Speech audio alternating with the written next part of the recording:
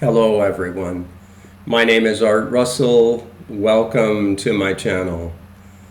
In this video I'm going to share some content that I hope will help to open your consciousness to greater possibilities. To be effective, this requires surrendering our conditioned beliefs related to identity and the nature of our apparent world. So let's begin. This may seem like an odd place to start, but I'm going to share some information related to Elon Musk.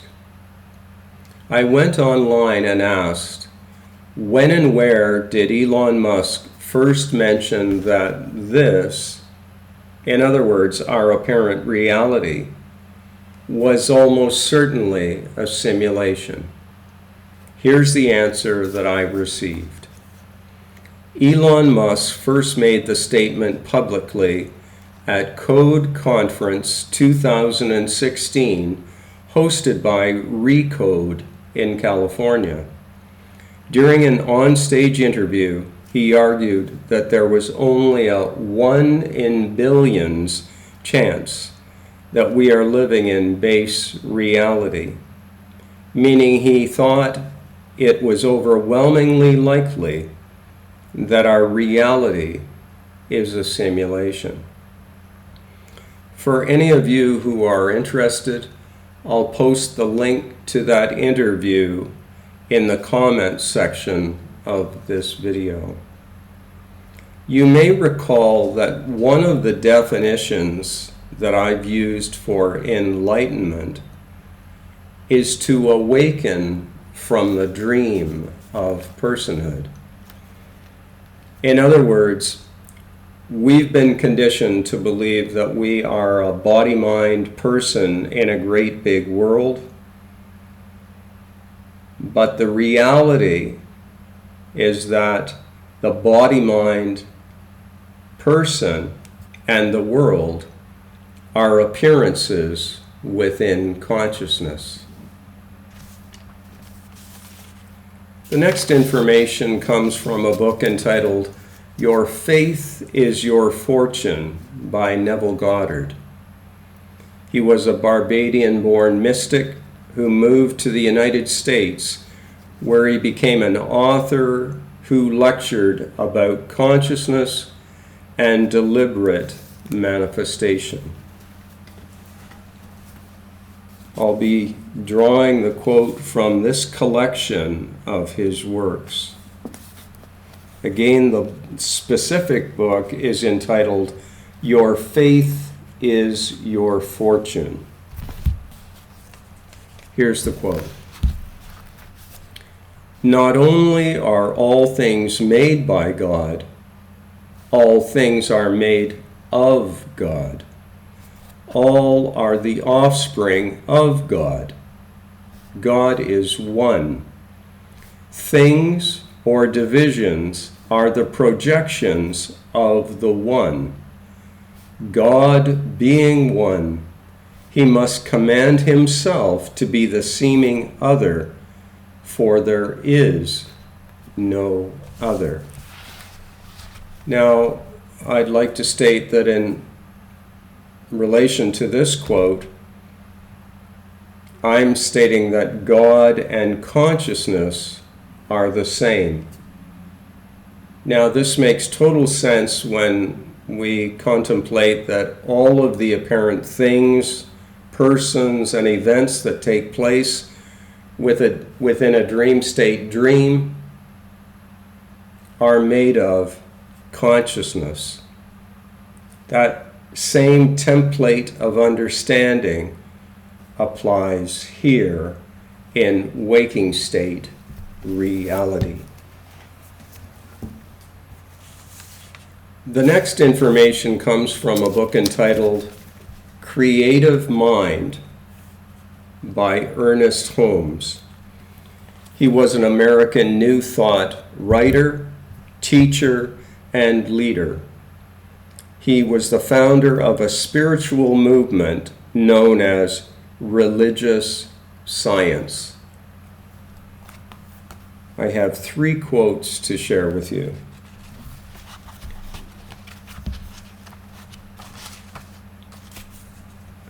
Here's the first. The Spirit was all. There was nothing else but itself, all-inclusive, everywhere, infinite. So he's stating that God or consciousness is primary. Here's the next quote. We should keep this in mind. The Spirit makes all things out of itself. And here's the next.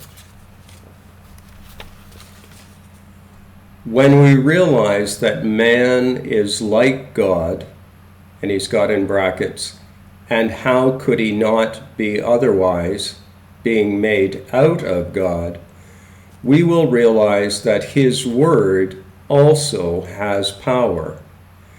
If there is but one mind, then it follows that our word, our thought, is the activity of that one mind in our consciousness. Now, what this underscores is the importance of what we're telling ourselves. When all that we believe we are is the body-mind person in the world, the common view would be to believe that our words and our thoughts have no effect.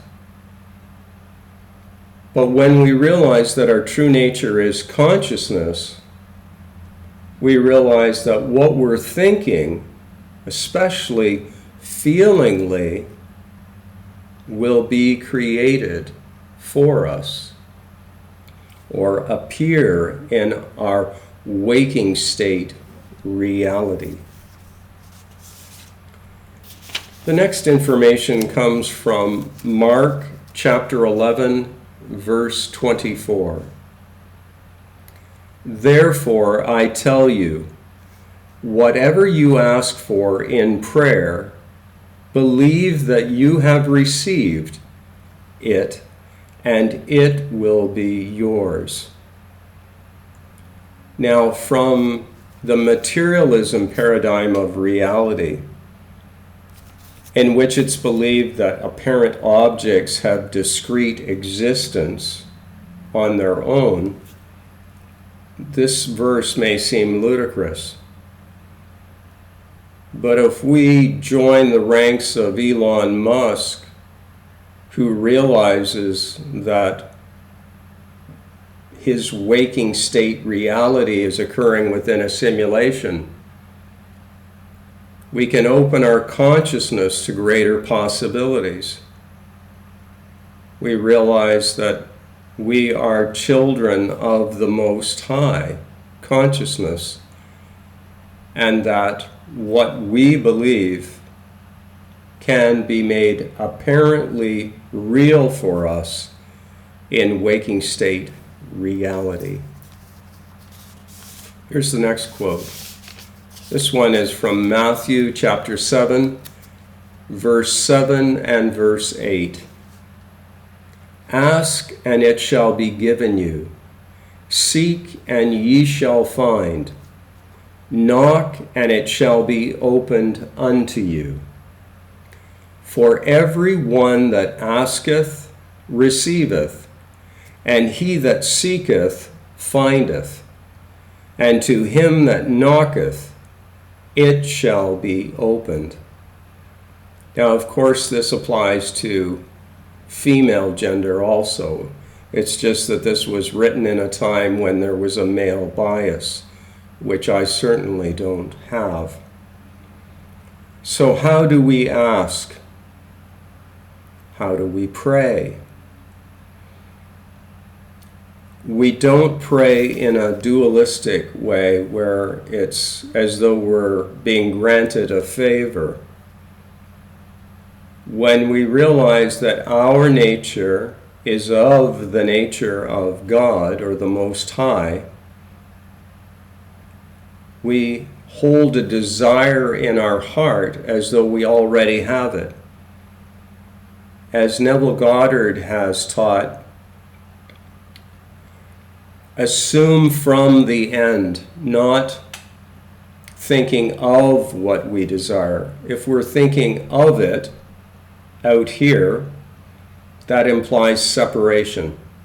Think from out here and bring it back close, as though we have what we desire already. The next quote comes from John chapter 3, verse 27. John answered and said, "A man can receive nothing unless it has been given him from heaven." From heaven? Consciousness.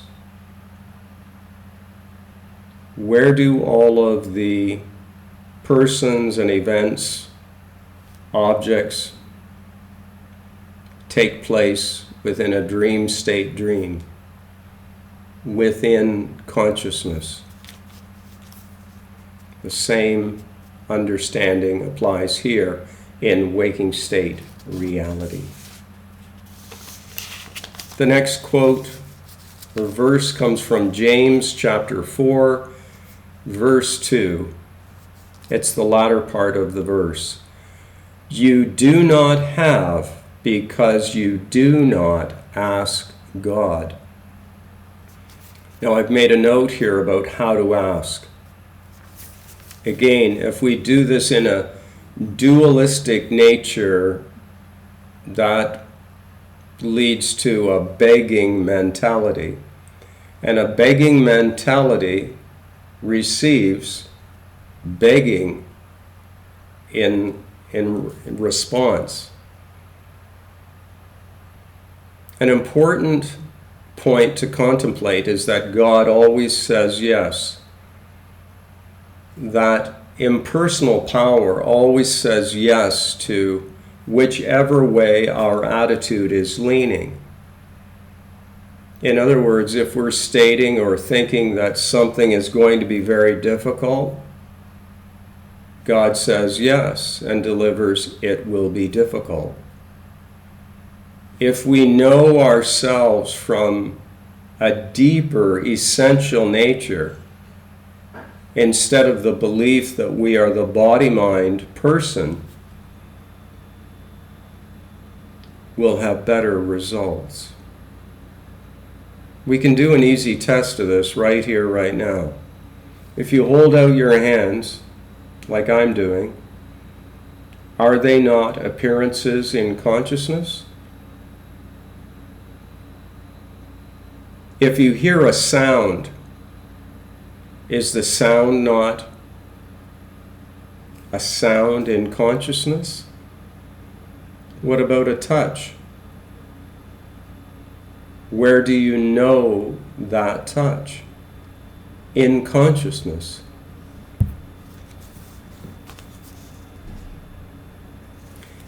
Now again, about how to ask. I've mentioned this before, but it's worth repeating.